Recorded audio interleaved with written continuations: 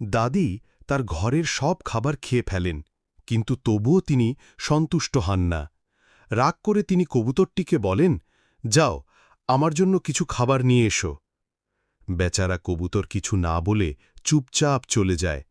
সে একটি টাকার গাছ লাগায় এবং প্রতিদিন সেই গাছে পানি ঢালে। ধীরে ধীরে গাছটি বড় হয়ে ওঠে।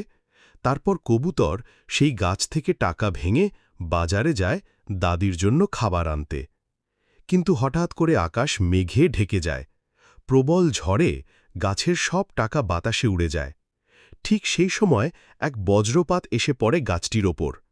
টাকার গাছটি পুড়ে ছাই হয়ে যায়। যখন কবুতরটি ফিরে আসে, সে দেখে তার টাকার গাছটি আর নেই।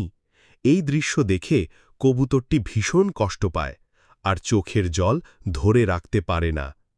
এমন হৃদয়ছোঁয়া গল্প পেতে সাবস্ক্রাইব করুন মজার মিক্স ইউটিউব চ্যানেলটি।